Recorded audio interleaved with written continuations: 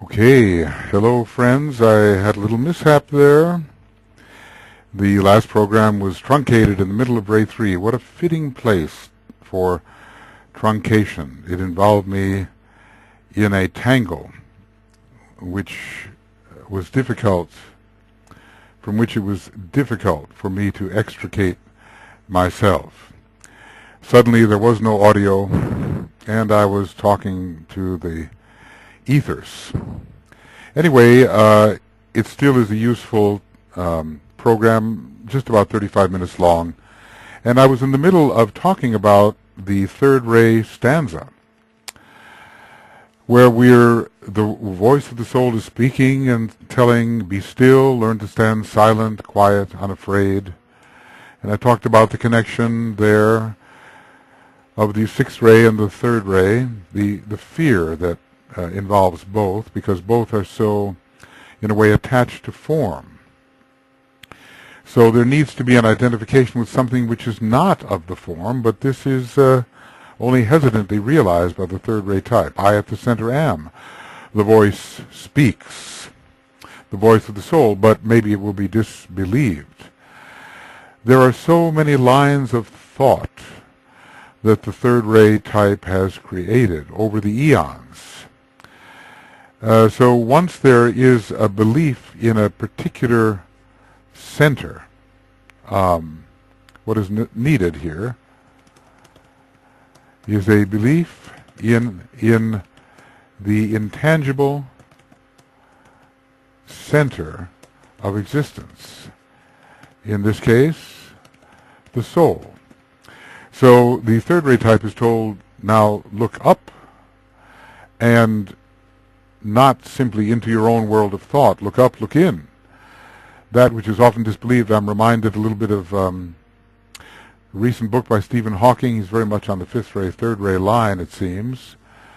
A very expansive mind, but dealing with that which is tangible, and also with the mathematics of the tangible, and to a certain extent with that which is etheric, but not with anything spiritual per se, or having to do with the higher planes. And he says, really, there's no need for God. All of this could have been created without some supreme intelligence. It could have come along, I suppose, simply through the laws which exist, but who knows why they exist if they were not created. Laws which exist, and through the factor of chance.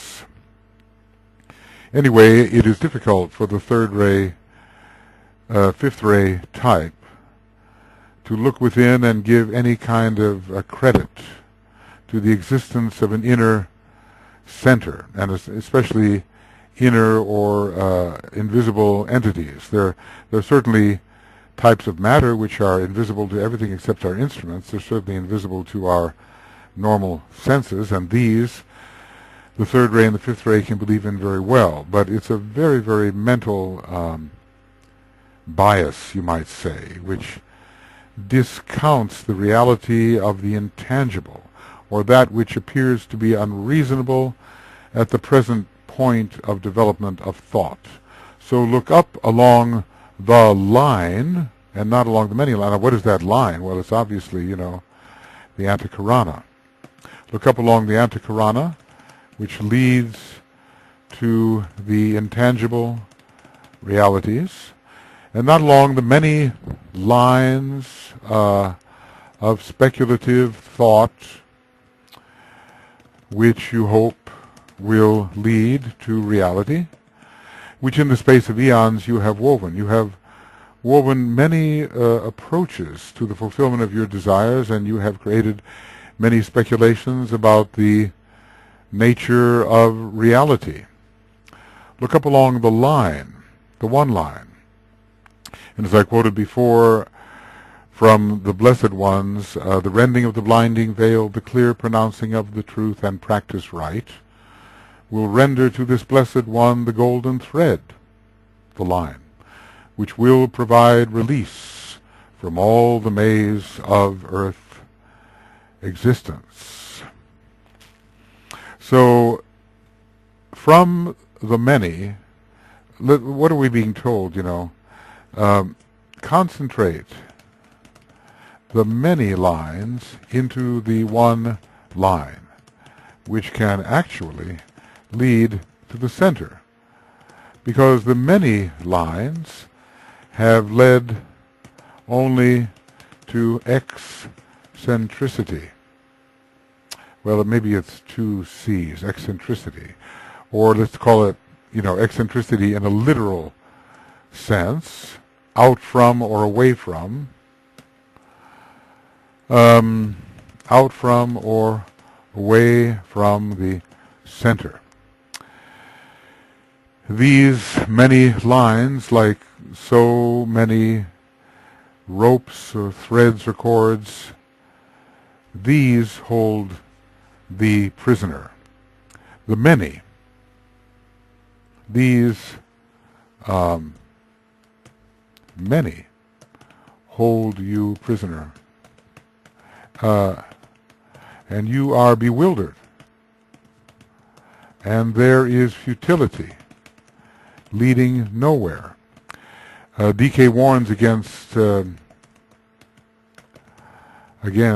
following of obscure trails, as if they could lead to truth. There are many dead ends, You may be climbing a mountain or in the wilderness, let's say, and you see a trail or another trail, and you have to choose which one to go on, and some of those trails lead really nowhere. They're just cul-de-sacs or dead ends, or they even may lead in a circle and bring you right back to where you started from. So you are held prisoner by the many, you will be released by the one. So let's put it that way. Held prisoner by the many and released by the one. And again, be still. Again, there is this cautionary note sounded. It is an impressive mantram, and let's just say when you have a dog and you say, well, sit, and the dog sits for a while, then becomes restless, starts to move, say, sit again. So we're speaking to our elemental nature here, the tendency of the vehicles to be in motion. Be still. Again, I repeat, be still, says the soul. And just as the sixth-ray type runs straight to the periphery, running, the third-ray type rushes. So the sixth-ray type runs to the periphery,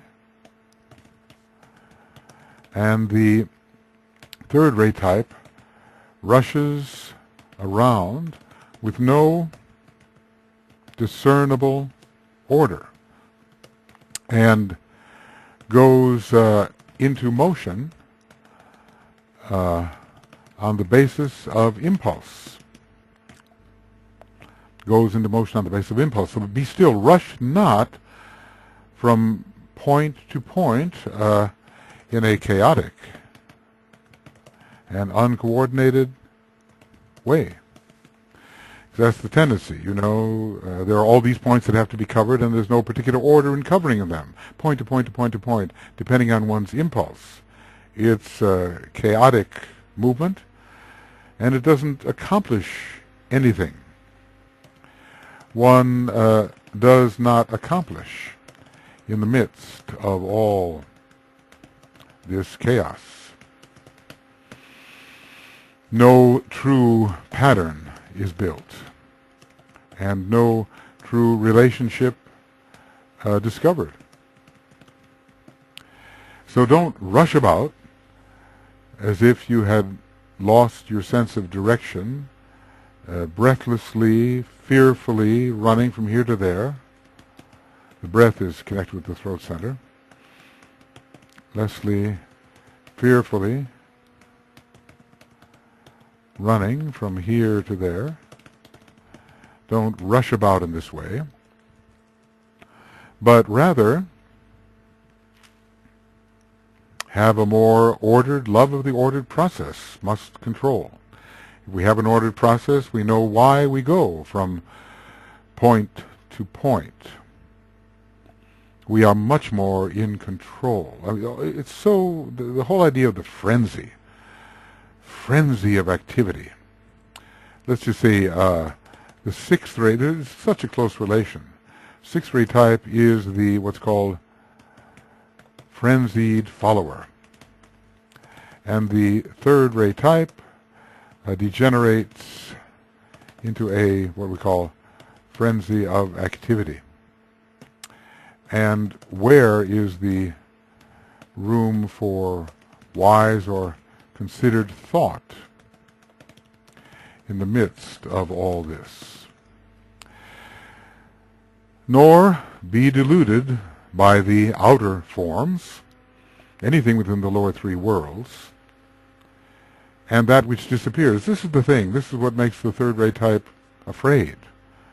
The vanishing of the forms with which he is identified. So we'll put this here. The third ray type fears the vanishing of the forms with which he is identified. Because there's so much connection with form. Form is life. For the third ray type, form is life. And even DK has used the term life in terms of vitality and activity. It is one of the expressions of life. So there is a great attachment to the forms which one has made, as if one can achieve one's immortality, as if one's immortality is related to the perpetuation of forms which one has created. In other words, there is this constant sense of evanescence, of the vanishing of that which is apparently real. And humanity has this particular bias even now. Humanity knows that it as a form will disappear. And there is fear about the disappearance of form. Fear related to the disappearance of form. So, keep creating forms to ward off the fear. If you keep generating forms, you will be ahead of the disappearance. Keep generating forms and be ahead of the inevitable disappearance. So do not let your consciousness be captured by the outer form. The Buddha, of course, having a very powerful third ray and sixth ray also, helped to dissuade the people of his time and in later generations from attachment to that which disappears. Because all that aggregates will deaggregate. There is no real security in that which must decompose. There is no aggregation in the world, the mosaic world I call it, in the world of particles. There is no security there. It's just a reflection of the true inner forms, which are the archetypes. It takes a while, though, for the third ray type to look within and find it to be reasonable to go there. Nor be deluded. So it's so often the glamour of materiality, the glamour of the reality of the 18 lower subplanes. This is what the third ray types suffer from. And even the word number 18 sums to 9, which is the cyclic number of the third ray. So we have the glamour of the reality of the lower 18 subplanes. And only later does one realize they are not real, but are derivative of the true, what we call them, true Platonic forms in the archetypal worlds. But first the consciousness is captivated by the tangible. The consciousness captivated by the tangible. So don't be deluded by that which is outer, but learn to look within at that which disappears, because behind the forms, the weaver, the true weaver, who is the soul, stands, and silently he weaves, silently, with the divine plan clearly in mind, he weaves. So learn the same wise, percipient, acute consciousness of the weaver, and weave only the forms which the plan needs for its right expression. So it's been always interesting to me how very verbal and off at the mouth some Sagittarian types can be, and how later it is said to be the sign of silence. The Stymphalian birds are killed, and the wild thought form generating activity is subdued, and there is this perceptive silence, or silent perception of truth. It's very much like the third ray, and from this noisy, excessive use of the throat center, all the way to something quite different, a wide consciousness which is aware of all the many contributing threads to any situation, and the refusal to use the creative power of thought and of mind and of word to create any form, but the kind of form which will be immediately useful in the expression of the divine plan. But it's quite a journey, isn't it? From the noisy, inconsequential use of the throat center to a deliberate Saturnian, magical Uranian use of the throat center for specific purpose only, and towards a kind of silence which is very uncharacteristic of the early expression of the third ray. So we've moved into a state of integration now, when we can weave as the weaver weaves and integrate all of our activities accordingly. Well, I regret that I had to split the analysis here, but I don't want to go back and pretend that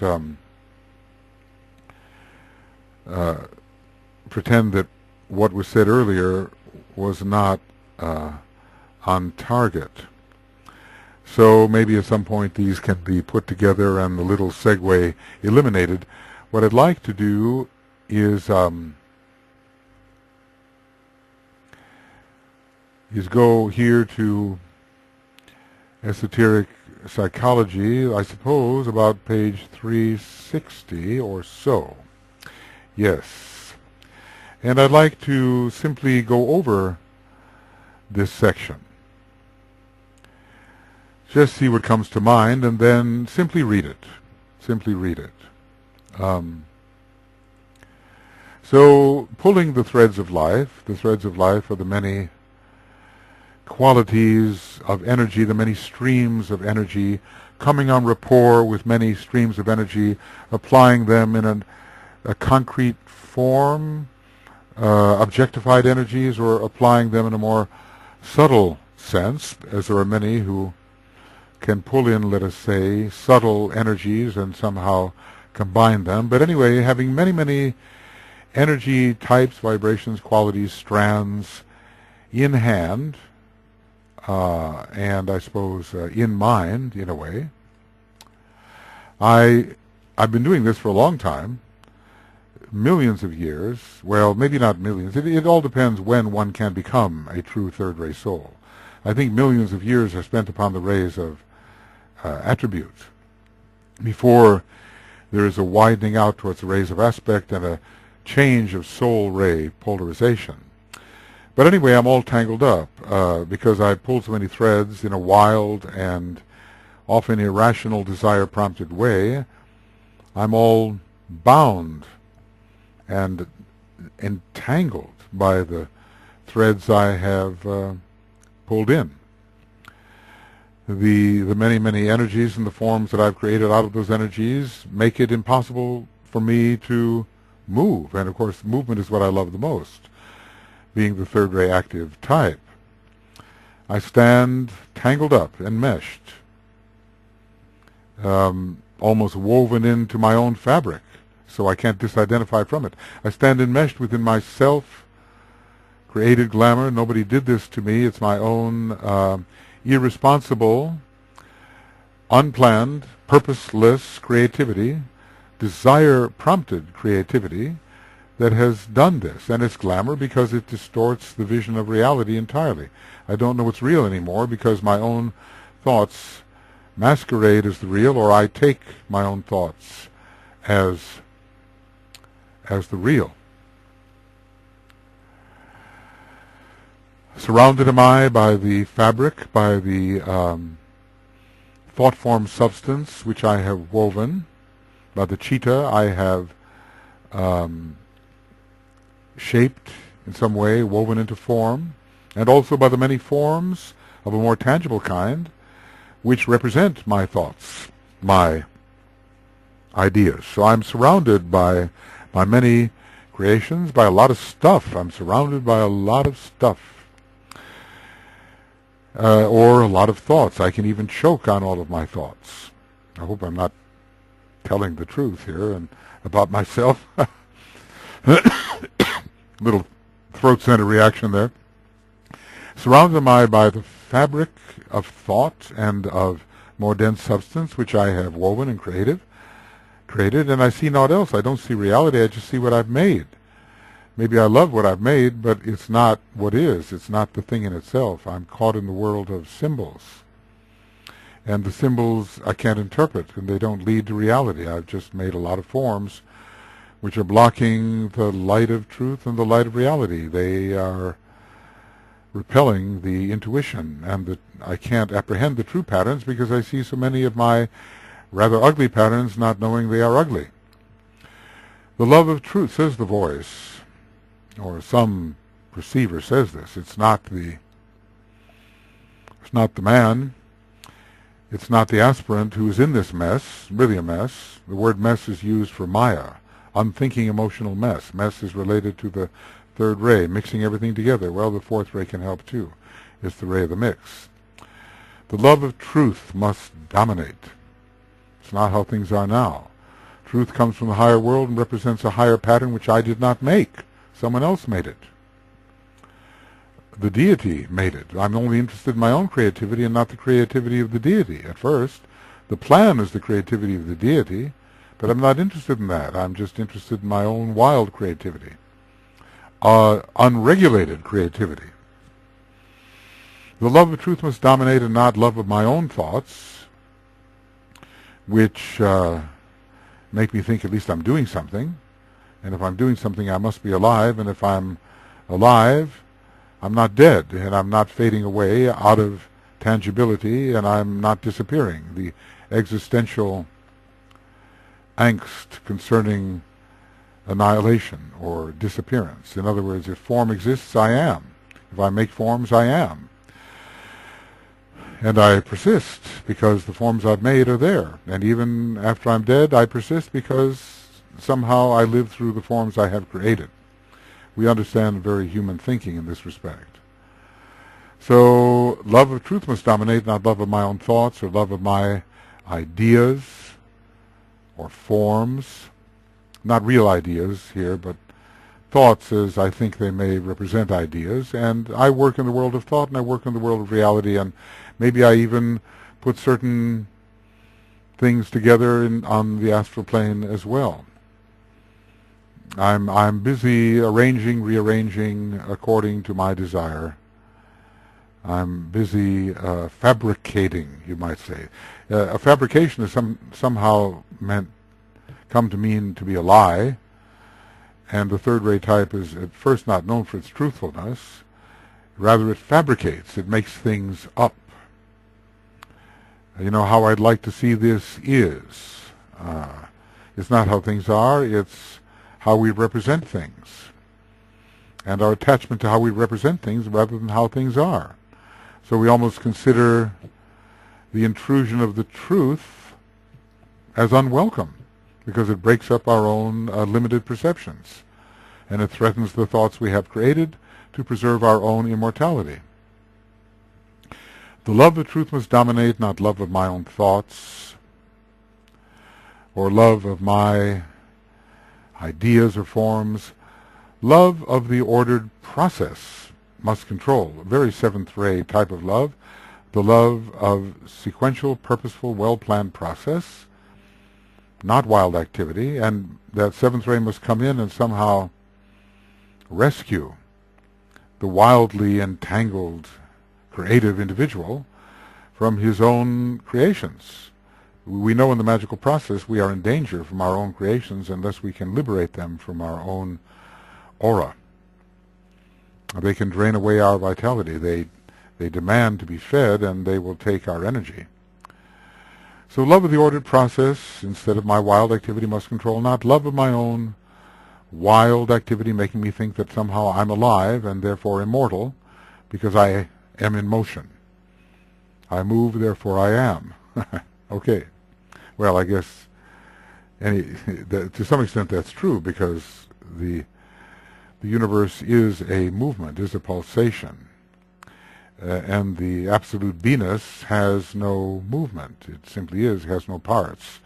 Without parts there can be no movement. Well, that's one thing to say about it, but probably the opposite is also true when dealing with the great paradox. Anyway, the word from the soul goes forth. The word goes forth from soul to form. Very good advice. Counteract everything you've done before. Just stop. Stop it. Just stop it. Be still. These are strong, commanding words, because your activities, your motions, are just an obscuration on that which you seek to achieve, namely the truth. You obscure reality through your activity. Learn to stand silent, keep the throat center in stillness, quiet, cause no commotion, no disturbance, unafraid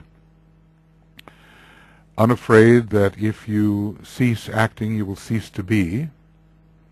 I'm looking at this as deeply existentially as I can. Why is the third-ray type afraid? Why is the sixth-ray type afraid? Sixth-ray is afraid of getting lost and being excluded from the opposite polarity, which is heaven, and somehow being trapped on the outer periphery, excommunicated, you might say, the great penalty from the sixth-ray church. Learn to stand silent, quiet, and unafraid, as if somehow motion could calm your fears, and assess the situation as it is, and rather than through the thoughts you put upon it. Be receptive. The mind, like a spinning wheel, DK tells us in esoteric, in Treatise on White Magic, can cast off all who approach it. It's not love. So it banishes the approaching one. Rather, be receptive. You know, with a barrage of words and thoughts, the mind is so filled that there can be no real receptivity in silence, because we have to be receptive to the center which we are and have not detected. The soul says, I am at the center. You didn't know that. I'm at the center. You were so engrossed, immersed, enmeshed in your own irresponsible creativity that you completely blinded yourself to what can only be appreciated in silence and quiet, and with the fear vibration subdued. And look up along the line, which is now your connection to the center. Remember how that Ray 1 line connected to the center, the Ray 1 part of the process, resolve the many into the one. And your many lines of approach to whatever you wanted before, and even to what you thought were truth, all have to be gathered together, the many threads, into one thread, into one strong cable which leads to the center. You are in desperate need of oneness. Manyness is born of the three, Maybe in a way Pythagoreans thought it was born of the two, but the two is born of the three, we learn. So bring the many together into the one and find the center. Look up along the line, the antichronic line, and not along your many lines of thought that really lead nowhere, which in the space of eons you have attempted, you have woven, you have tried to go this way, you've tried to go that way. And the sixth ray is similar. It says, I try all ways. I try this way and try with force that way. What shall I do to find the way? It's very similar to the third ray in this respect. And so you can understand why the third ray, sixth ray does resolve some of them into the third ray types. So find that one line which is the golden thread, which leads through the maze which you have created with your own thought, or through your own interpretations of that which God has created. In a way, whatever God has created is utterly transparent when we achieve the intuition, but not when we're caught thoughting all the time. I owe that to my friend Michael Weisenberger, who's a deep thinker from Australia. I'll always remember the difference between thinking and thoughting. These many, many lines that you have generated hold thee prisoner. What are you a prisoner from? You're a prisoner from reality. You're held away from the real. You're held in your own self-created glamour and illusion. You are banished from reality, and you are the one who's holding yourself there because of all of your errant creations. You know how a knight errant is often on the sixth ray and rides off on the sixth ray on a particular mission, and it may lead nowhere. Well, thus it is with the third ray speculations. I have a theory. Well, what about your theory a week later? Did it lead anywhere? I'm reminded of Einstein. You know, he worked so hard, you know, very much third ray, of course, and he worked to create a unified field theory. Well, it never really did work out for him. But there were times in his life when he said, I have it now, I have it. And he'd work on it, I have it. And then maybe a week later, I don't know, sometime later it disappeared. It was a trail that led nowhere, really. It was a kind of an intuition maybe that spawned a theory, but he couldn't find his way. The path that he thought he was on didn't lead there. And I'm sure that's the experience of many creative thinkers. So your manyness holds you prisoner. And again, admonition from the soul, be still. And rush not from point to point, because you're rushing under the impulse of fear. There's a certain breathlessness here. The throat center rules the lungs. It involves adrenaline, I suppose, related to the base of the spine in some way. It's the fear of annihilation, really, you know. Maybe that is the great existential fear, but if you're so bound to form, as the third ray types are, bound to one type of form or another, what do you do when they're all gone? You cease to exist in your own eyes. So don't rush chaotically from point to point with no real program or plan or sequence. There has to be instead love of the ordered process and proceed from point to the next rational point, the next needed point, instead of just, I have all this to cover, so I'll go here, here, here, here, here, here. And somehow through my activities it'll all get covered, it'll all get done, see? Maybe there's a difference between how seventh-rate people pack a suitcase and how third-rate people pack a suitcase. You know, maybe scattered all over the house are the things that have to be what? Not folded and put in an orderly manner in the suitcase, but thrown into the suitcase. Rush here, rush there, gather this, gather that, this thread, that thread, the other thread, throw it all in, there it is, a mess, but it's all there. I'm speaking from experience. Anyway, rush not from point to point, nor be deluded, misled by the apparent reality of outer forms, because they're not real.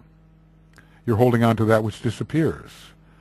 You're thinking the most important thing is the tangible thing, and it's not. It's what's behind the tangibility. It is the form, the true form, the platonic form, the standing wave of cosmic etheric energy within the world of being. This is the true form, but you don't know about that. You're deluded and you think that reality is what you see, and it's not. It's something else. So don't try to hang on to that which disappears. You know, go with the Buddha on this one. He's the great third-ray monad with the sixth-ray mind, who is telling us that there's no hope in hanging on to what appears to be tangible. Behind the forms is where you should seek. The weaver, the true soul, stands, and cognizant of all the many energy threads and how they must be precisely and artistically and elegantly woven together in order to create a manifestation that is in line with the divine plan, that weaver stands, weaving in that way. Not simply creating a lot of thought, simply for the sake of creating thought. He knows he's immortal, and he is in alignment with the substance of the plan. With the plan as a particular pattern which must emerge, and he knows that in these lower worlds he must take his fingers, his hands, his throat, his mind, and bring together that which must be brought together to provide the proper clothing or expression for that which must be. And his own lower thought form generating powers will simply get in the way unless they are in perfect alignment with that which he sees must manifest in time and in space. An entirely different perception. And silently he weaves. It's a very different psychology, and we see how far we've come from this mad pulling and tangle and all that to this beautiful, orderly, silent, all-cognizing process of the silent weaver, who is arranging all things in line with the divine plan without any sense of rush or hurry, but in a well-timed manner. Of course, Saturn is the main ruler of the, or distributor of the third ray, and it is the planet of timing also. It's the Mercury part that's rushing here and there. Mercury has, I think, a Ray 3 personality, and I think ultimately a Ray 3 monad is my guess anyway, and is involved with going from here to there, and maybe irrationally so in the beginning. It's the Mercury part to which the frenzied thinker, the frenzied creator of thought, is responding. Behind the forms the weaver stands, and silently he weaves. Okay, so let me read this then, because it is, after all, I think, important for humanity, humanity which has been under the impression of this ray, intelligent humanity, for a long time. Pulling the threads of life, I stand enmeshed within my self-created glamour. Surrounded am I by the fabric I have woven. I see naught else. The love of truth must dominate, and love of my own thoughts. No, excuse me. That's a Freudian slip. The love of truth must dominate, not love of my own thoughts. Not love of my own thoughts, or love of my ideas or forms. Love of the ordered process must control, and love, not love, of my own wild activity. Oh heavens, what am I doing? I'm going to start again. And every time I see a knot, I'm going to say a knot, so I don't give myself away as the victim of this particular problem. Pulling the threads of life, I stand enmeshed within my self-created glamour. Surrounded am I by the fabric I have woven. I see naught else. The love of truth must dominate, not love of my own thoughts, or love of my ideas or forms. Love of the ordered process must control, not love of my own wild activity. The word goes forth from soul to form. Be still. Learn to stand silent, quiet, and unafraid. I, at the center, am. Look up along the line, and not along the many lines which in the space of eons you have woven. These hold thee prisoner. Be still. Rush not from point to point, nor be deluded by the outer forms and that which disappears. Behind the forms the weaver stands, and silently he weaves. Well, this has been quite an experience, having the whole system go down about, I don't know, half hour into the process, then having to pick up the threads again and discuss them. We have a very materialistic humanity at the moment, and whatever the ray may be, well, the majority of personalities at the moment are either on the sixth ray or the third ray, hence the glamour and illusion. We are talking here about the third ray soul working through no matter what type of personality. It's simply a sub-ray. But it is a problem for humanity, this mistaking the form for the reality and not understanding the relationship of the externalized form to that which externalized it. We have to, through spiritual discernment, trace the form back to its source, and then we will achieve a kind of spiritual abstraction which will allow us in an encompassing perspective, which is a silent perspective, to do what must be done to bring the energies together which must manifest the divine plan as we understand it through our acute intelligence. That's what we must learn to do. Well, going back here, all right, so where are we? We're a little bit farther in, and we're about to see what DK says about all this. Let's see what it is he does say. So now, Master DK's interpretation here, it is this enforced quiet which brings about the true alignment. Okay, now we're toward the later stages of this process. We enter into the ACLRI process.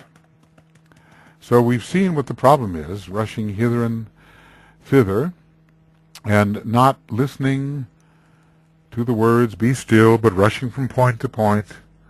Now we're ready to realize through a new way of being the work of the silent weaver, and also to identify with and become the silent weaver. We're ready for that now, and we have not been in the past. So alignment, that's the very first thing. And this is the quiet, not of meditation, but of living. And so very interesting, because the second ray type achieved the alignment through pondering, meditation, reflection, right? But not the third ray type, no. This is a different kind of activity. A different kind of activity supervenes.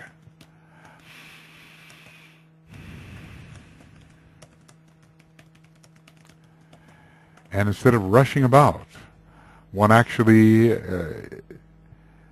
sees through the unconsciousness of Maya. Maya is doing things for no reason, just doing. Why'd you do that? Oh, it's just a habit. I don't know. What did I do? I was unconscious of what I was doing. So this is dispersing the Maya and becoming conscious of what one does, instead of doing it simply on the basis of habit or impulse. So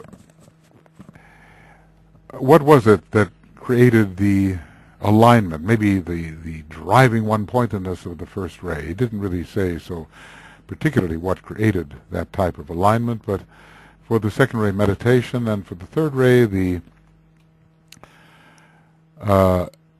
quiet of living. In other words, we're told here, or the soul is saying here, stop living noisily. So many people in our civilization are running about, talking, creating idle words. Well, there are selfish words and cruel, hateful words as well, but the idle words can each produce effect, we are told. Idle words will each produce effect. And I suppose the third-rate type at first, with the throat center overstimulated, talking all the time, or at least under the influence of Mercury, is producing many idle, useless, non-applicable forms. So it is quiet. Basically what DK is saying, if you follow, if the third-rate type follows, be still, and alignment with the soul will be produced.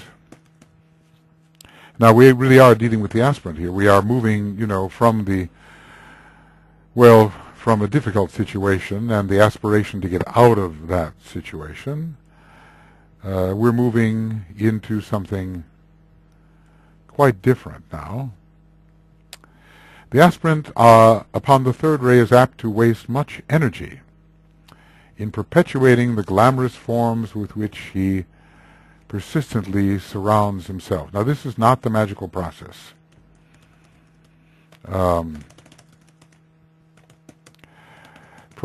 Because with true magic there will not be a continued need for the creator to perpetuate what he has created. Let's say, I keep on using the example, Beethoven's Fifth Symphony is perpetuated by the love which others have for it. Beethoven is since long gone, ever since 1827 or so, not been with us unless he's coming back, maybe in the great Fourth Ray age.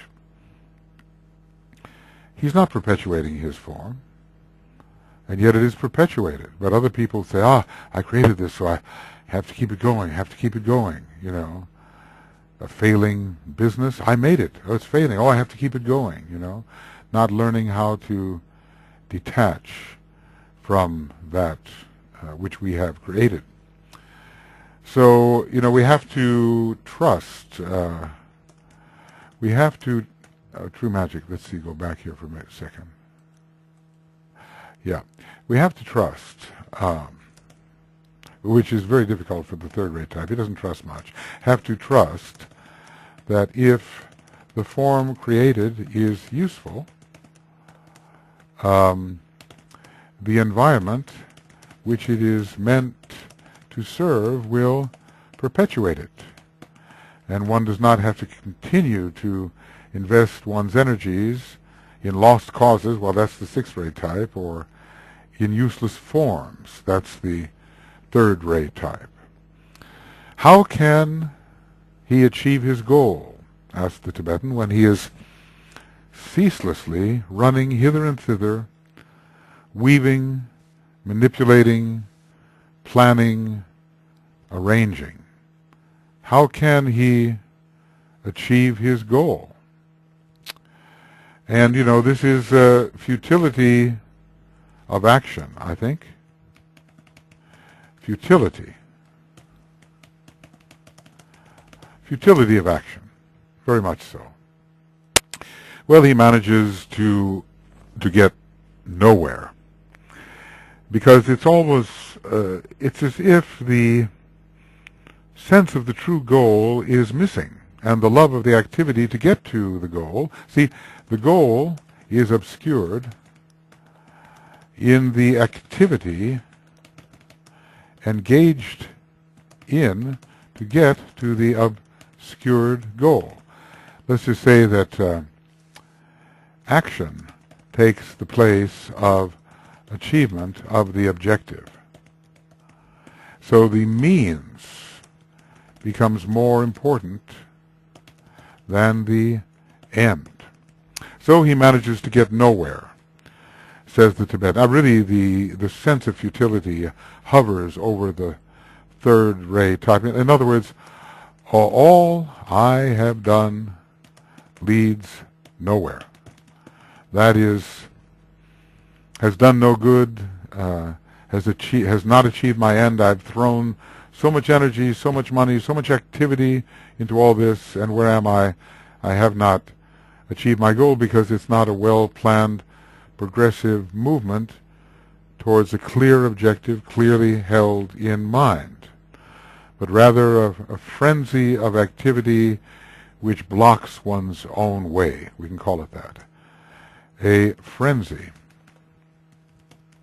of activity which blocks one's own way by tangling oneself up in the energies one is using, or in the objects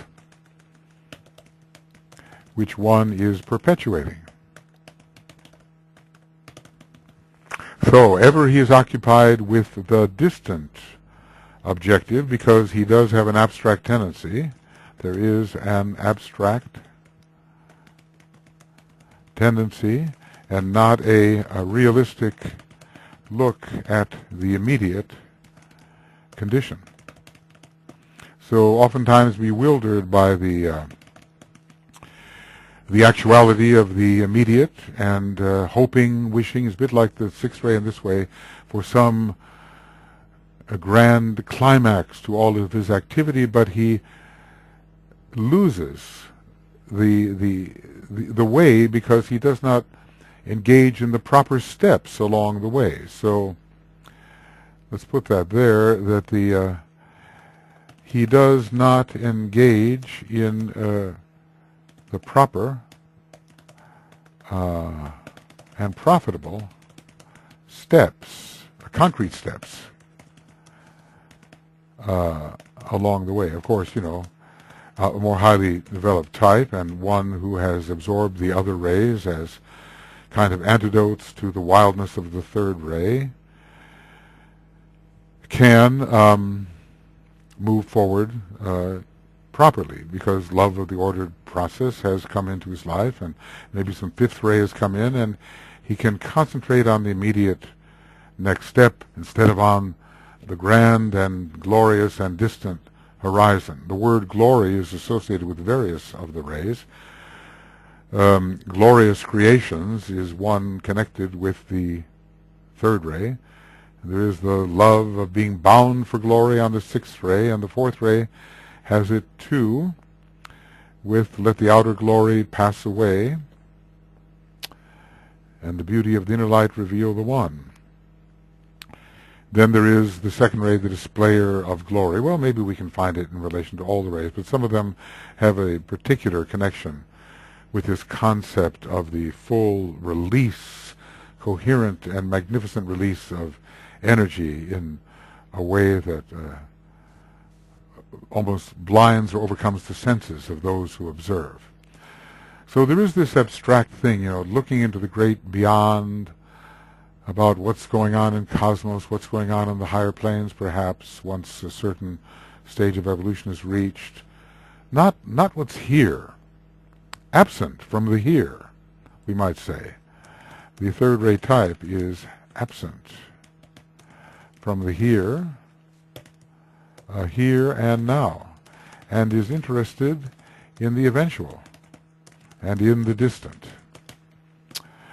which has to be better, so he thinks, than the here and now. So he's ever occupied with the distant objective. I mean, you can imagine some of the great astrophysicists and philosophers sort of scanning the great abstract, wondering about things they can never touch, but theorizing about them, what's going on here? Well, maybe I didn't tie my shoelaces. Maybe I forgot to eat. Maybe I'm wearing one sock different from another sock. The sort of Einstein complex, pondering the great beyond and the world of energies, the world of higher thoughts and abstractions, and ignoring the here and now, as DK says, hardly balancing hardly bothering to balance his checkbook, as he says. So ever occupied with the distant objective, with that which may materialize in some distant and dim and distant future. The word may is important because, there is the possibility thinking. In some dim and distant future. So here we have a bit of the Neptune for vagueness, don't we? Neptune has a trident. It's got a three-pronged end. It's connected with the third ray and with matter. Water, Neptune, water, matter, third ray, okay? So Neptune for vagueness, materialized in some dim and distant future, and he fails ever to achieve the immediate objective because he just, what can we say, does not pay attention to details. And without that close attention to detail, then the immediate path cannot be trodden, the immediate structure cannot be built, the immediate relationships, the foundation cannot be built securely. Cannot be built securely. He is often the expression and example of waste energy. Well, activity. I had a wonderful uncle, like a father to me, and he said, Michael, motion is not action. So I guess I was displaying those tendencies in early days. So simply to be in motion does not mean that you are acting in any intelligent way which is going to take you toward your goal. In fact, it may inhibit the reaching of the goal. You may exhaust yourself. So self-exhaustion, we might say, can be the result of waste activity to no good plan or purpose.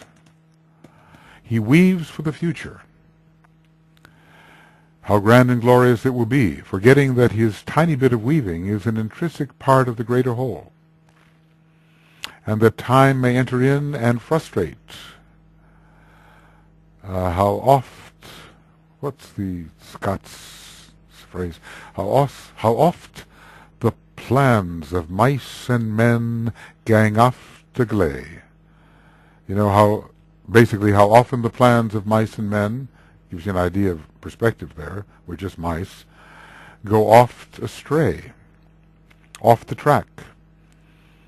We plan, there's an old saying, Gott tracht und man lacht. It's the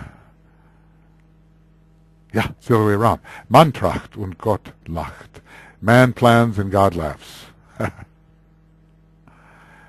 So it's the story of the milkmaid, too.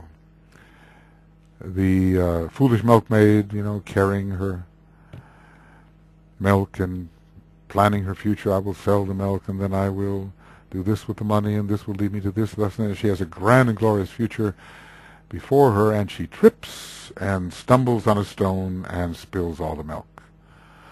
So that's the story there. The foolish milkmaid. And there's another one about also the one who counted his chickens before they were hatched. And the same kind of idea, really. One thing will lead to another, lead to another, lead to another. I'm scheming, I'm planning, I'm thinking of the distant, and all, boom. And I fail in the present. And my whole concatenation, my whole chain of eventualities just vanishes in the air. Castles in the air. Master Moria tells us we are tired of castles in the air. So those who are always building for the future and not paying attention. So in other words, this type does not pay attention to the present. Of course, this can be modified, depending. There's a more material part of the third ray, which really, sticks to business, as it were. And if the other rays are there to assist, then all the plans can materialize because sufficient caution in the present moment is taken. So he weaves for the future, forgetting that his tiny bit of weaving, it's just his own. He forgets that there's a weaver behind the entire process, and he's not identified with that weaver, just with his own weavings. His tiny bit of weaving is an intrinsic part of the great whole. Have you got a business plan? Have you got a game plan? What's your strategy? All that is an intrinsic part of the great whole, and the time may enter in and frustrate by change of circumstance his carefully laid plans and dreams of earlier years. Well, man is not yet master of the science of cycles, and unpredicted cycles may enter in and frustrate. So until there is all knowledge on the third subplane,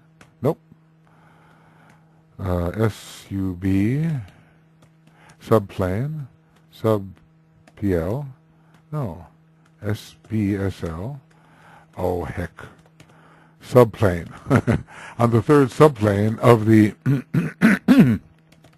third systemic plane, the atmic, there will be insufficient knowledge to weave with full cognizance of all the energies and cycles involved.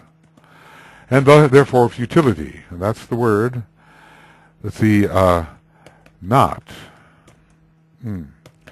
manifesting what has been planned, not achieving, ACH,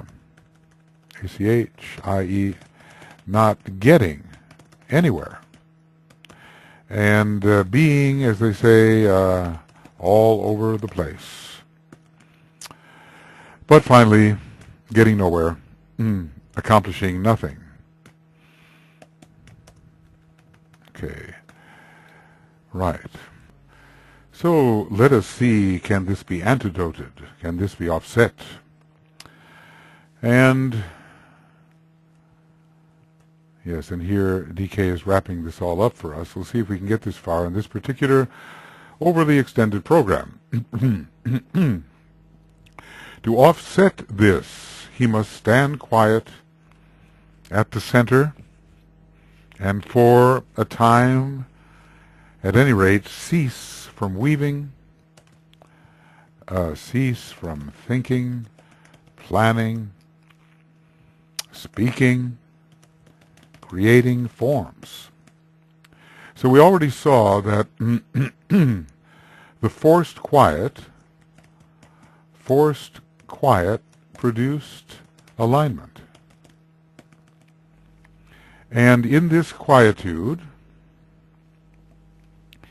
there will come a crisis. There will come alignment, and as a result of the alignment, there will come a crisis. Excuse me. He must no longer make opportunities for himself. Well, DK asked us to make crises for ourselves, but this is different. This is out there in the field of business, trying to drum up business by making opportunities, by doing this and that, which will bring advantage to you. And this would also work out in the realm of thought, to cease theorizing and receive the impression of truth. Cease theorizing and instead receive the impressions of truth. Impressions of truth. Intuitively. Initiatory. Intuitively. So, stillness. Meeting the opportunities which come his way, a very different thing than generating opportunity and applying himself to the need to be met. So observing carefully the environment and detecting the need to be met and the opportunity to meet it, instead of rushing forth to generate new circumstances. So it's a study of the circumstances that are, a study of the circumstance that is, and meeting it with well-ordered, intelligent action. This is not so well-ordered. Okay, well-ordered, intelligent action. So this is a very different matter, DK tells us, and swings into activity of very different psychology. Waiting instead of rushing forth. Now, DK has not really given the integrative word for the sixth ray. I've suggested restraint. One of my associates, Zachary Lansdowne, has suggested dissociation. I think he has a good point, and DK does mention the need for the sixth ray type to dissociate himself from the objects of his devotion. But here there is a kind of a dissociation from the tendency to generate new circumstances filled with new opportunities, but instead to be more sensitive. Now, you know how it is. The first ray type has to be sensitive. The third ray type has to be sensitive too, to allow the reception of impression, to get through all of that usual flurry of activity. So this is the allowing of impression to get through to one's consciousness, instead of being deflected by all that activity and thought. You know, sometimes we can be so very busy, so generative of forms, that the real truth can't get through, and the real need of the environment, even the reality of the environment, just can't be get through. So standing still and allowing true impression, and also becoming sensitive to the need which the environment presents. And we can, you know, sensitivity is needed by the first ray type, maybe by all those on the hard line rays. Being sensitive to the need which the environment presents.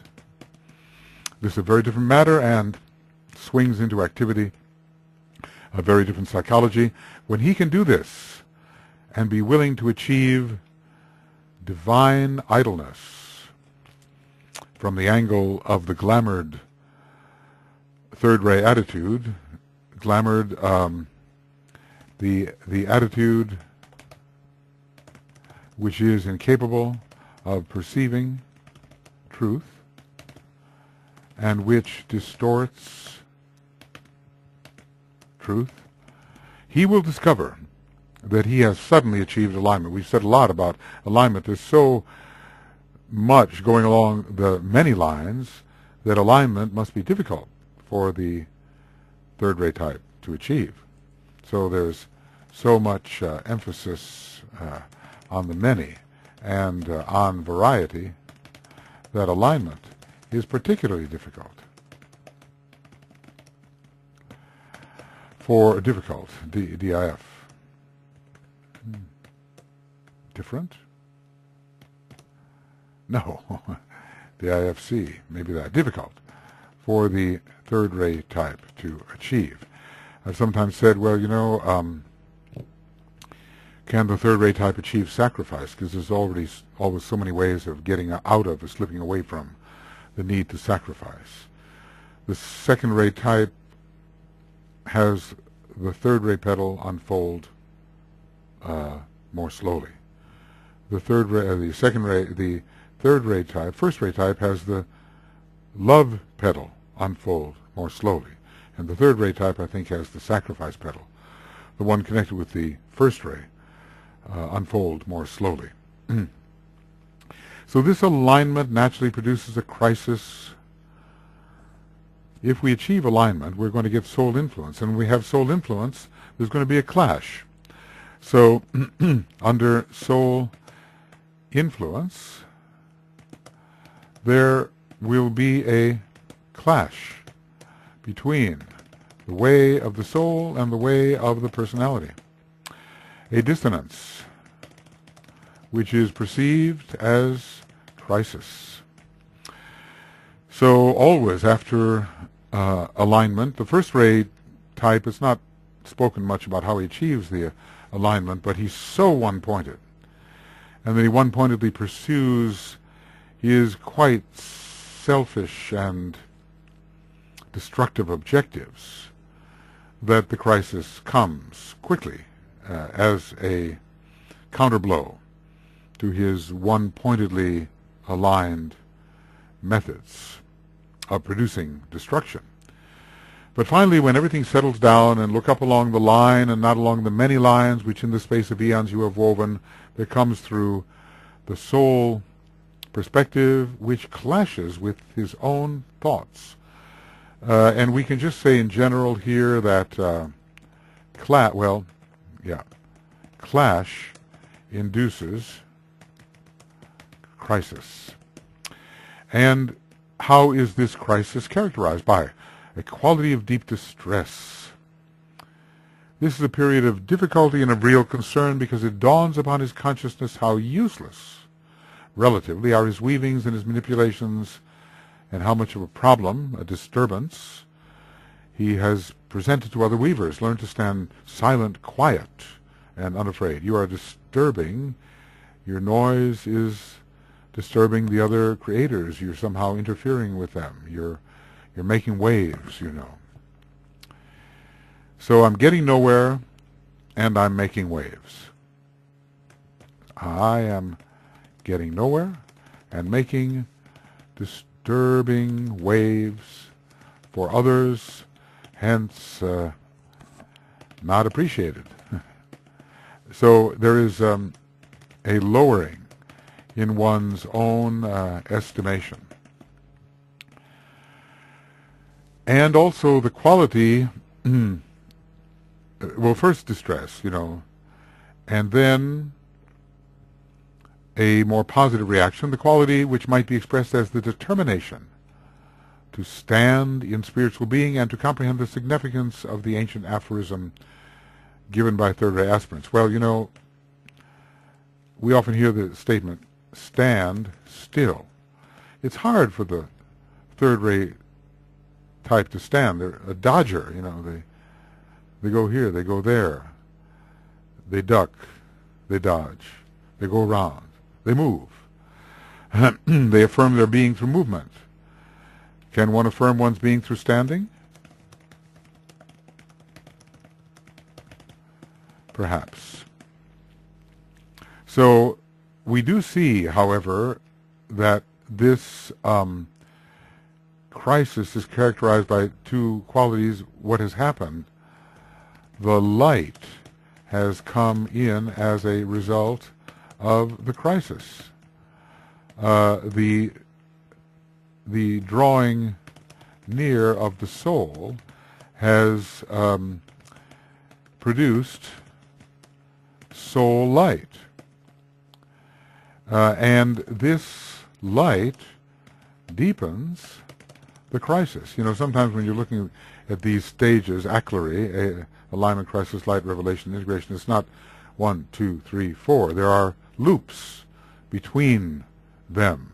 Alignment, crisis, crisis, alignment, alignment, crisis. Crisis, light, light, crisis, light, and so forth. They reinforce each other. The more the light, the deeper the crisis.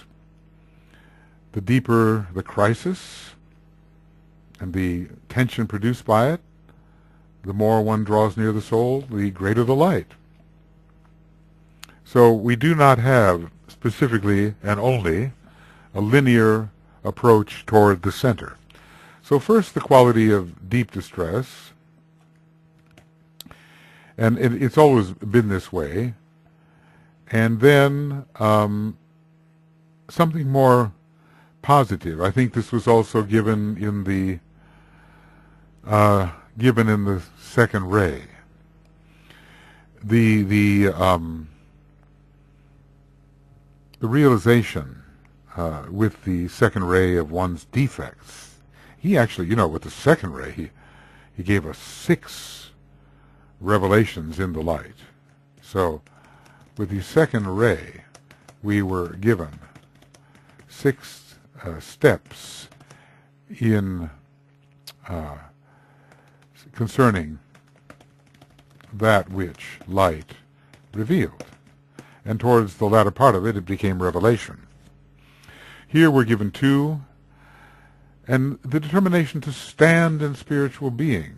The weaver stands. Silently the weaver stands. The weaver stands behind the forms. The weaver stands, and silently he weaves. Okay. So, and here is the attempt to comprehend the significance of the ancient aphorism, "Cease from thy doing, walk not on the path until thou hast learnt the art of standing still." Study the spider, my brother, study the spider, brother, entangled not in his own web, as thou art today entangled in thine own. These must be very shocking words, or revelatory words, to the third ray type. The spider is very skillful in negotiating the pattern that he has woven, and doesn't get all tangled up in it. The spider is skillful in passing through and over the pattern web he has woven, and does not become entangled. Maybe some of you have the experience of getting on the internet and just going surfing, one thing to another, rush not from point to point, but going from point to point until you don't even know where you started from and how you got where you are now. You weren't going anyplace, really. You were wandering. You were going from place to place as you were prompted to do by your interest or desire, and before you know it, where were you? Certainly not at any particular goal.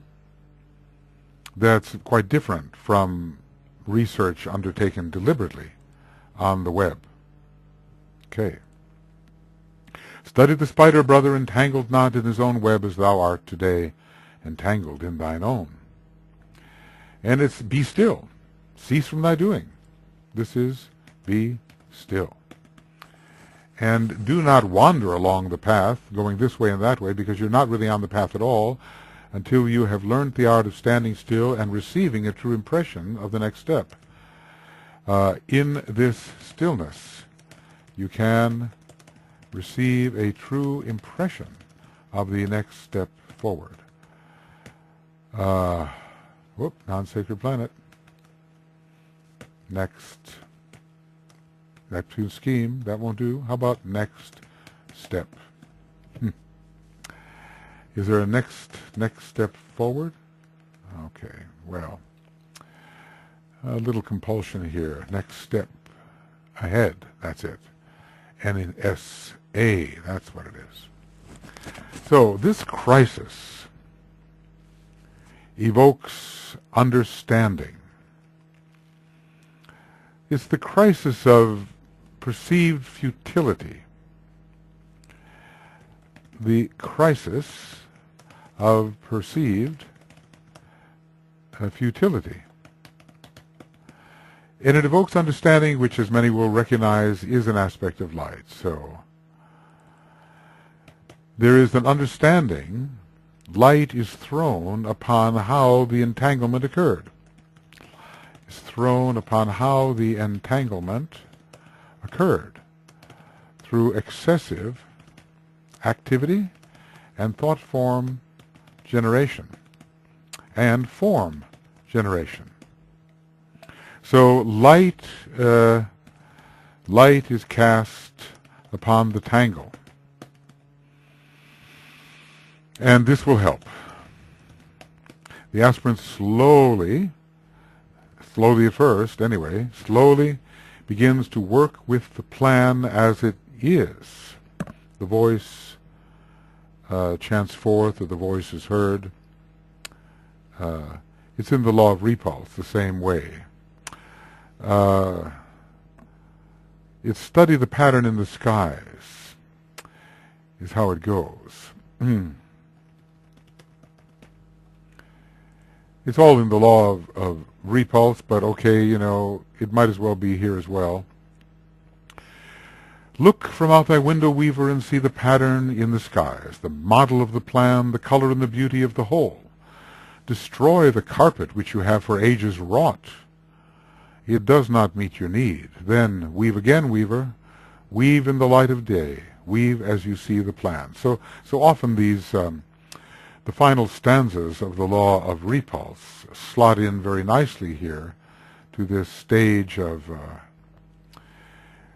crisis, and what to do about the crisis. We might say the law of repulse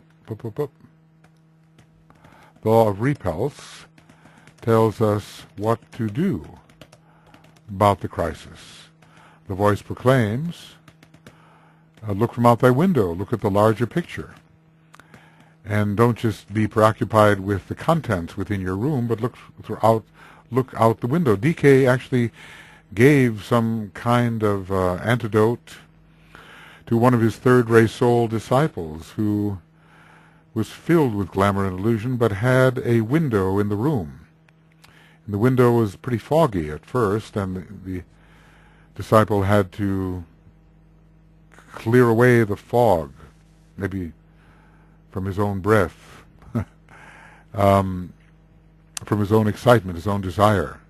Clear away, stand back, clear away the window and look through the window and see the pattern in the skies, see what's actually going on out there instead of what you think is going on. This crisis evokes understanding, which is, as many will recognize, an aspect of light. So the distress of being futile, the distress of being futile, evokes understanding of one's entanglement and enmeshment. And slowly the aspirant begins to work with the plan as it is. He looks from out his window and not as he thinks it is. That's the problem. We lay our thought upon reality. And then self-congratulatory manner, take our thought for the reality we have failed to perceive. And as he works in the light, as he works in the light of understanding,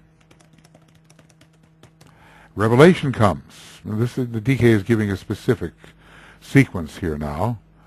He doesn't always do that. In the second ray method, he didn't tell us when revelation actually came.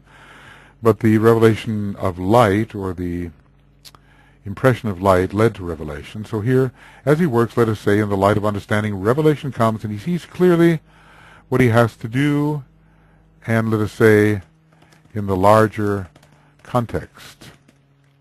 Usually this entails, first of all, a disentangling and release from his own ideas. And, the unknotting of the unknotting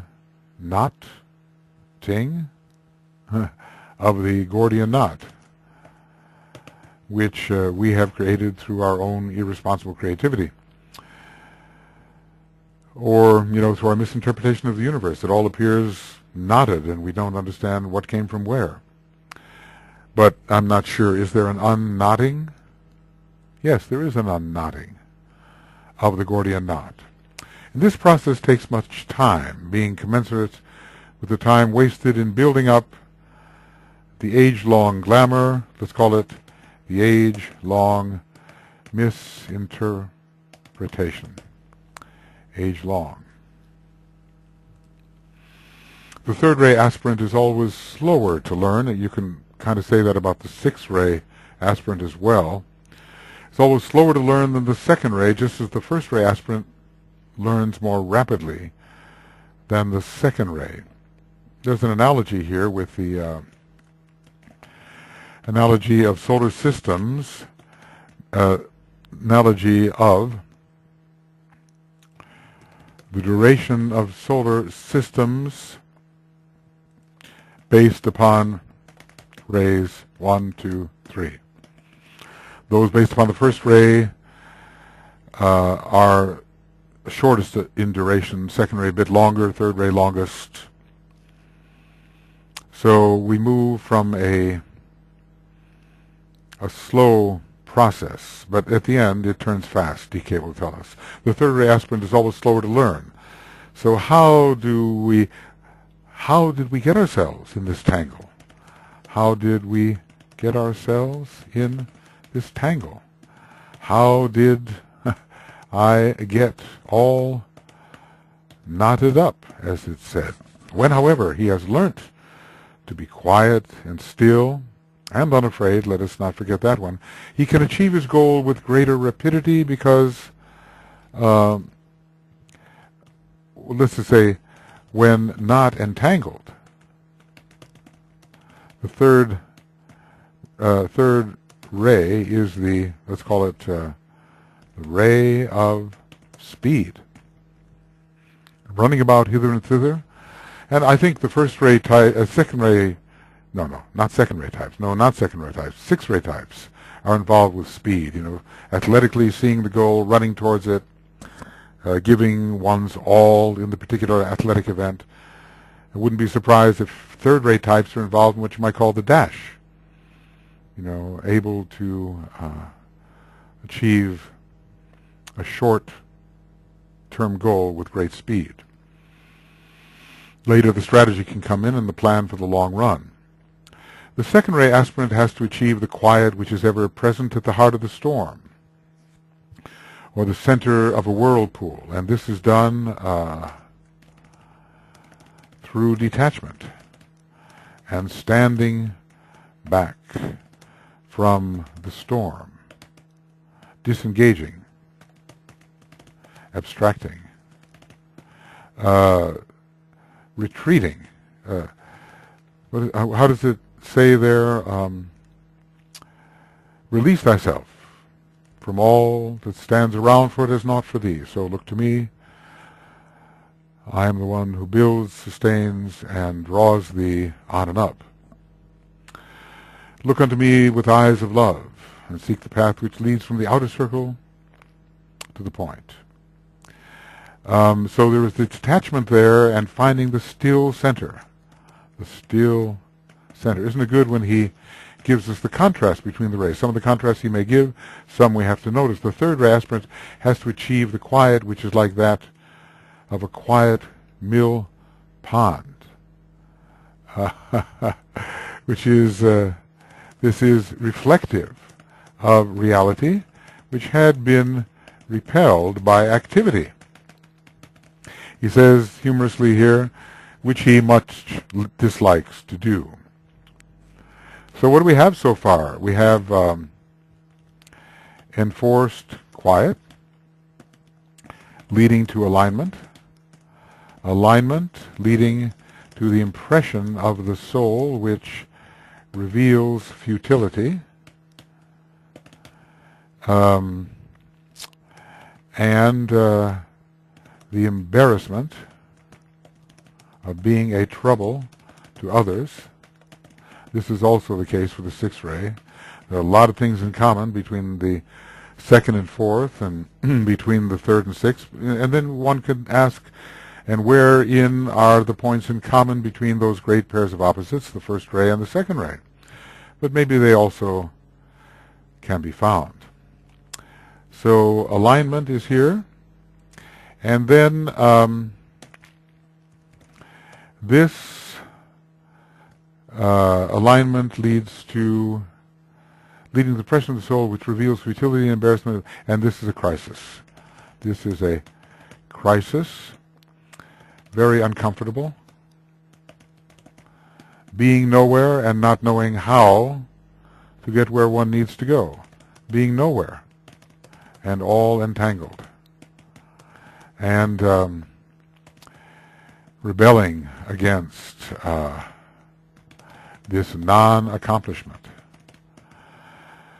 And in the state of crisis, as the soul draws nearer, let's see, as the soul draws nearer, and as the one line is formed of the many, the light of understanding breaks forth.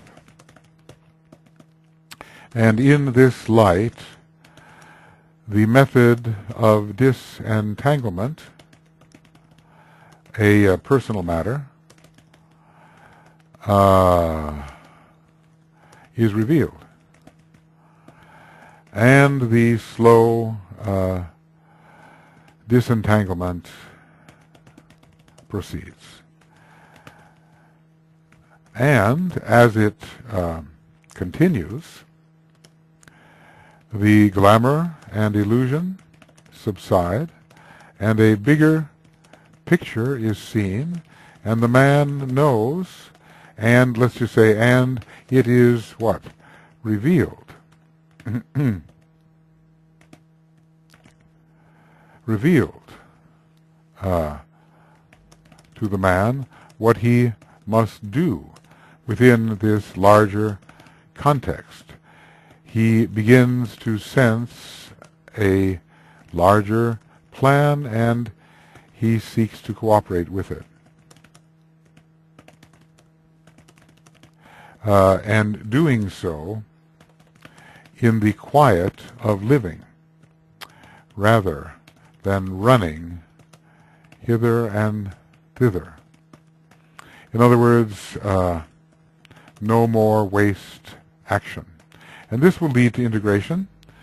Probably he'll tell us that in just a moment.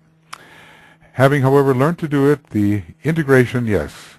Having, however, learned to do it, the integration takes place. The third ray, when he is still and truly can reflect the plan, let's say, when, like a mill pond, he is still and truly reflects the plan, then integration of the soul's energy system and the energy of the personality, energy system of the personality occurs. And integration takes place, and there is, let's say, right and accurate interplay between the soul and personality, and that which the soul knows becomes that which the personality also knows. So the man stands ready to play his part in light within the divine plan. So that is the process, that is the progress. In each case, what we have to do is look at the relationship of the formula, the integrative word, and how it is that the disciple passes through the ACLRI process and finally achieves his integration. It's different in each case, and when we are advising people who we may find in one of these stages or another, we have to see who they are, where they stand, what the next step might be, and help to convey to them some sense of the process in which they are engaged. It is interesting to note that the first result of the use of the three formulas can each be summed up in one word for the sake of clarity. The first result. First result. This is not the final. Um, but it has some final implications, because it occurs at a couple of different phases and at a couple of different levels. These words embody the first and simplest steps upon the way of at-one-ment, and maybe some of the clearest too. Some of the clearest, and they epitomize for us the process, they encapsulate for us the process which the different ray types must follow. Of course, we haven't really been given the word for the 6th and 7th ray, and we'll see. You know, I chose a couple when I wrote Tapestry a long time ago, and there may be other alternatives. These words first embody the first and simplest steps upon the way of at-one-ment. They embody the simplest aspects of the necessary technique, but worth remembering when we need a summary. Worth remembering when we need a summary. So, Ray 1, inclusion, standing with the arms outstretched in the form of the cross, embracing those who may come, establishing the right relations, and learning somehow to be a willful servant of the energy of love. Ray 2, centralization, detach, go to the quiet center, detach from all of your involvements on the periphery of life, where you are taking forms for realities and you're engaged magnetically with all of these forms, so you hardly can find your center. But you know, the Ray 1 word is a kind of a second ray word, and the Ray 2 word is a kind of a first ray word. When it comes to the third ray, we have stillness, and as a result of this stillness, there can be a registration of that which the soul knows. There can be a registration of the light for the disentanglement, a closer approach to the soul and its knowledge, and then a direct understanding of the soul's knowledge and of the method of bringing that knowledge into manifestation. The stillness leads to all these good things. Centralization leads to that proper magnetic center which attracts others as souls to itself, and then moves forward with those attracted others towards the great point of centralization, which is attracting the centralized disciple, the centralized master in the ashram, the centralized Christ, the centralized Sanat Kumara, and on and on and on. Always there is a great attractor to attract the centralized being.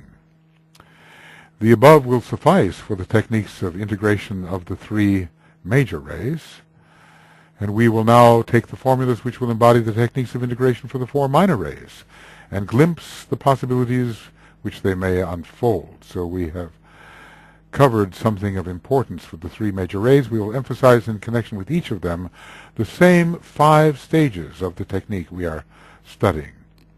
So these words, though simple, are epitomes and useful in remembering that which is definitely necessary in each process. Without these particular attitudes of mind and of consciousness, the higher parts of the formula could not be fulfilled. The consummations in integration could not be fulfilled, and the eventual fusion could not be fulfilled. So we will emphasize alignment, the crisis of evocation. You know, we have to remember that the soul is evoked. The light which reveals the problem and the next step ahead. Whoop. Haste makes waste. Revealing the problem and the next step ahead. The revelation of the plan, we would say. Right. Revelation of the plan. and integration not only of the personality itself, but of the personality with the soul.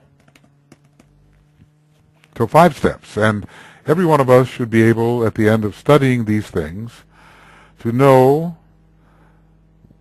what is the first condition in which the not yet integrated person finds himself, what the word, the state which must be achieved, the word that goes forth telling how it must be achieved, the particular epitomizing word which essentializes the whole process, and the 5 steps which lead to integration through particular types of expression of these steps for each one of the rays. We should know that, and especially be able to apply that to our own ray, soul ray, and to see where we are with that process, within that process. At the same time, we will bear in mind that the alignment with which we have hitherto been occupying ourselves is that of a form of expression, and that this is achieved through discipline, meditation, and service. This is simply the alignment with which we have hitherto been occupying ourselves is that of a form of expression, and that this is achieved through discipline, meditation, and service, contact with the soul. But these techniques of integration, however, refer, and so occasional contact, I suppose, but these techniques of integration, however, refer to the establishing of a continuity of consciousness within the aligned forms.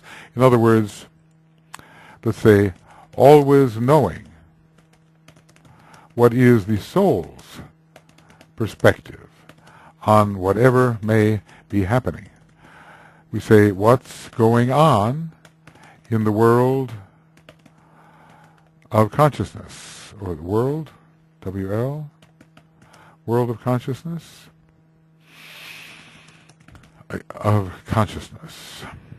What's going on in the world of consciousness? And in any of the vehicles which are in alignment.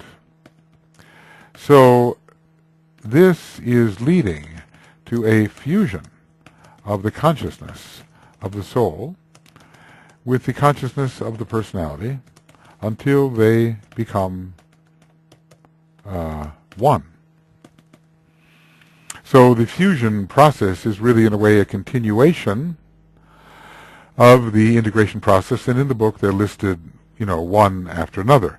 Therefore, we begin with alignment in these cases, and we do not end with it. So in our average spiritual disciplines, alignment is a great objective.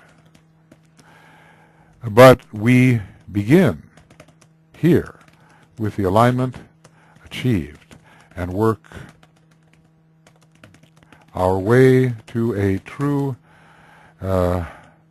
integration with the soul and as the soul, because a type of identification can come in.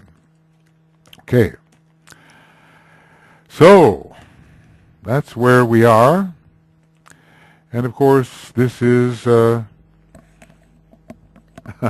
I know I'm being a little bit undisciplined here. I don't exactly think I'm rushing from point to point. I think what I'm trying to do is get this material out to you. And I dislike the technical pauses which become necessary with changing every hour. And if I don't change every hour, and I go on for 5 in a row, as if each one were a new program, which has to be taken apart into 1-hour segments, then I present an impossible situation to my colleague Brett, who has to spend hours and hours dividing up the program. So I've decided to be maybe a little bit less hard on myself, a little bit less disciplined, and instead offer slightly longer programs, somewhat on the 15-minute places. So this is the end of Techniques of Integration Webinar Commentaries number 9, EP2, page 362. And beginning of Techniques of Integration Webinar Commentaries, EP number 9, number 10. EP2, page 363. We're going on with the rays of attribute. The rays of attribute, the 4th, 5th, 6th, and 7th, and maybe having gathered somewhat the understanding of the first 3 rays, in brief review, one-pointed driving destructive force, a kind of alignment, leading to the crisis of repercussion, where the driving destroyer is destroyed himself, and leading in this crisis to the light that shocks, where all that he has destroyed is revealed to him, and then leading to the next step ahead in the rebuilding process, so he can rebuild that which has been destroyed.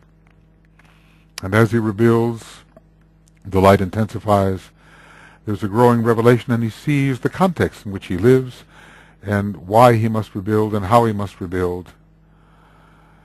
And he becomes integrated with his context through love and the heart and relationship, which is given to him through the choice of the soul's choice of certain personality rays, which make him at last love. Emotion is not used in the furthering of the plan. Love takes its place. He becomes an inclusive, encompassing, lovingly related uplifter of the race, building that which will raise his culture and his civilization. He does this in a disinterested manner, in an impersonal manner, yet still filled with the love that he has gained.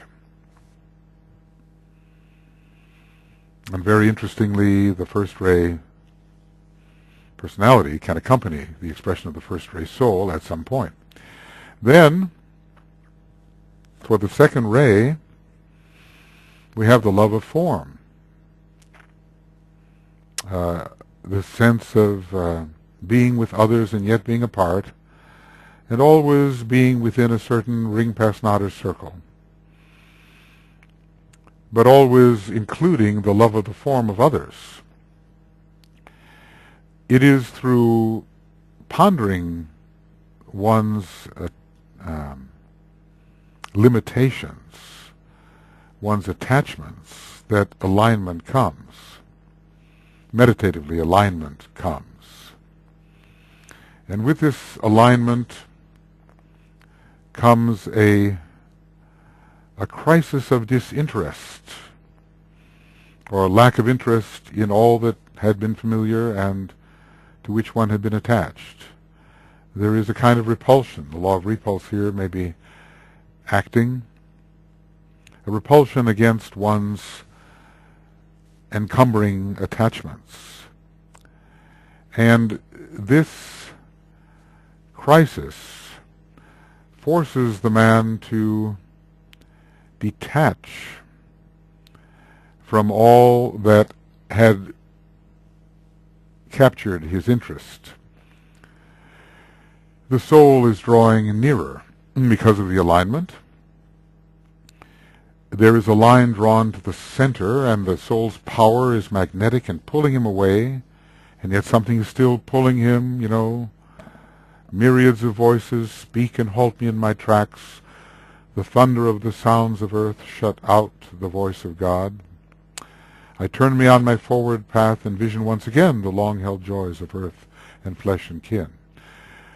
I lose the vision of eternal things, the voice of God dies out. Well, God is the soul at the center. So it's backward and forward, but the very strong pull of the soul at the center, approaching through alignment, draws him away from all of his attachments, and then the light shines in, and he sees his many defects, but he also sees the next step ahead towards the center, pursued along the antichironic line, and he further detaches himself from all that had been familiar, and the light is revealing many things. In fact, it finally reveals a revelation of the larger picture of the guardian angel, of the solar angel, or angel of the presence, and of the master.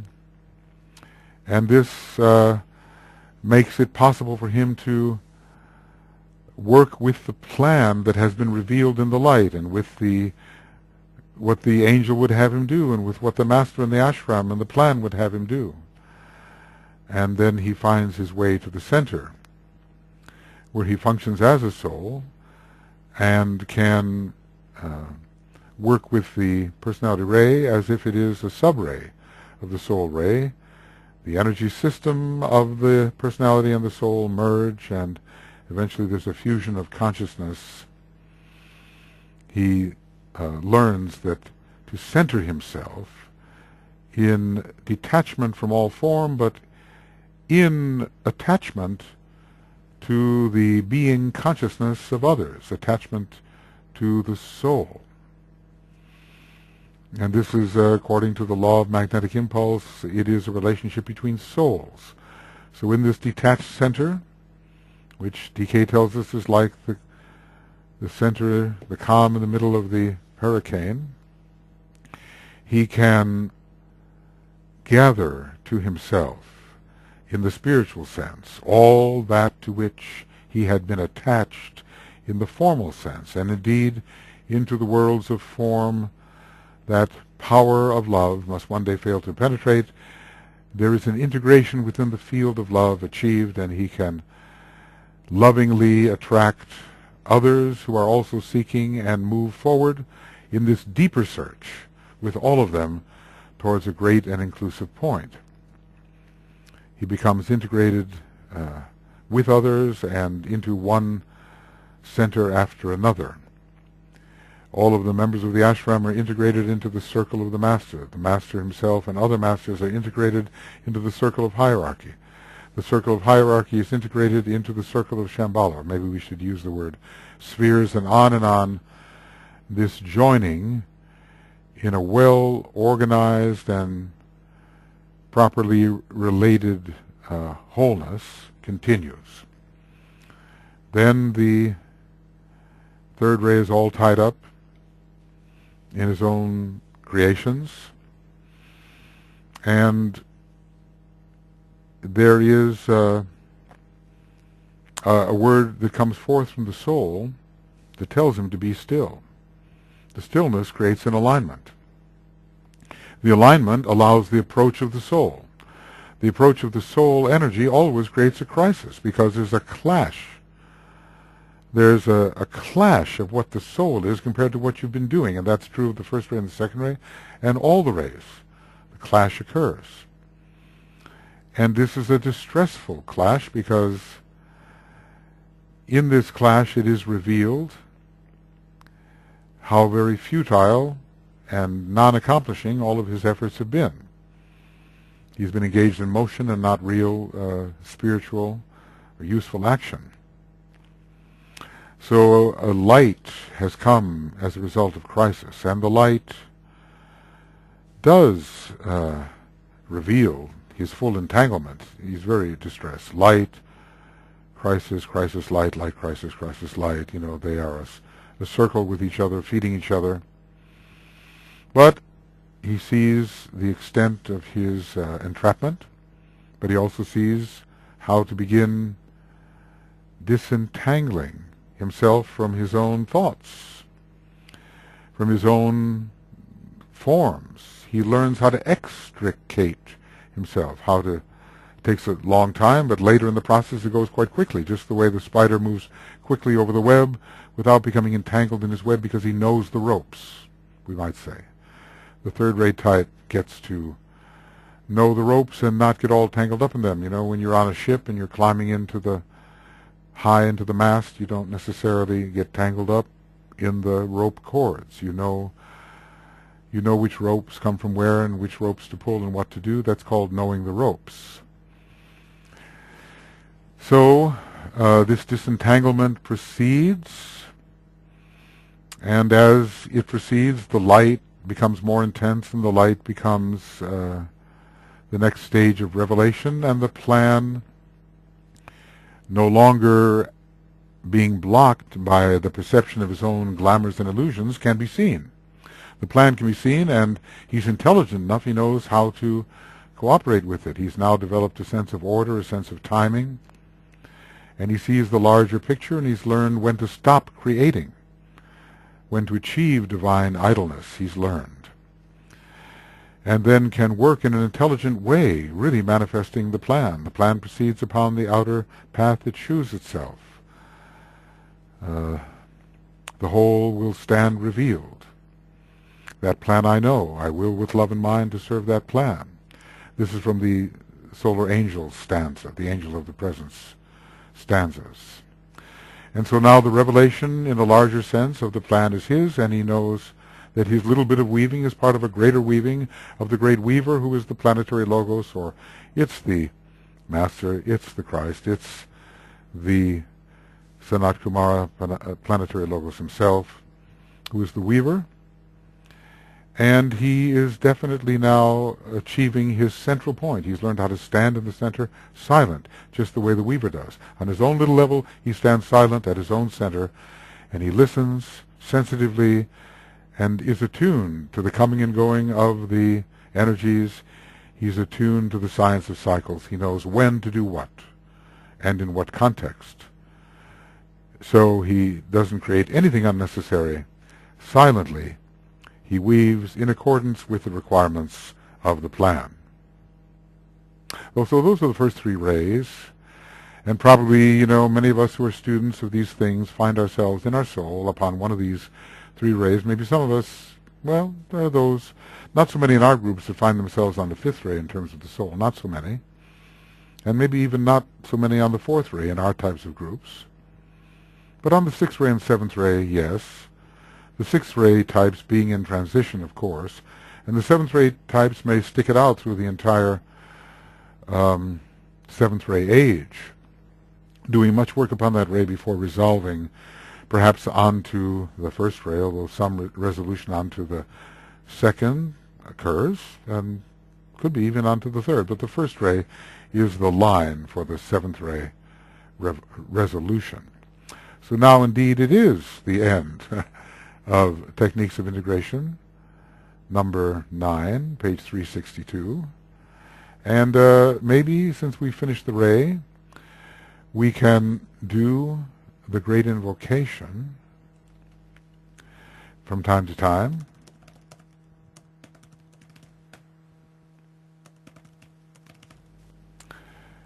Yes, we'll do that. So,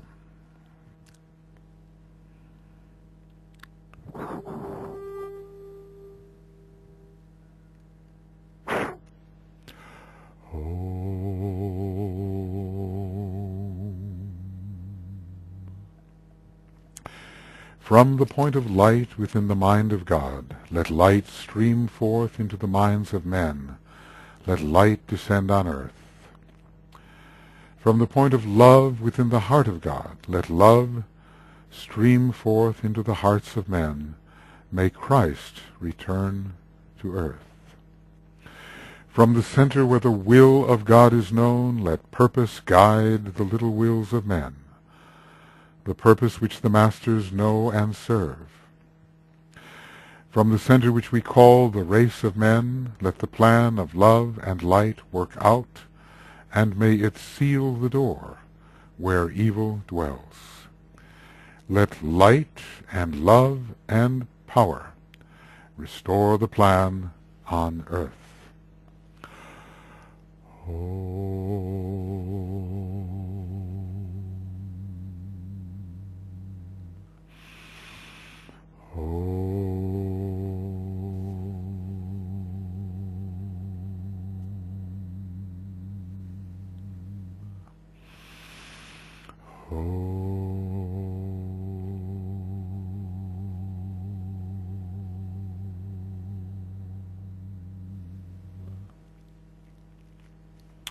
Okay, friends, we'll go on to number 10 and ray 4, coming, one of the rays of attribute. So we'll see you soon, and these are longer programs, I realize. I hope you have the patience, but I'm doing them so that I don't waste time, and hopefully it's not a waste of your time either. We'll see you soon. Bye-bye.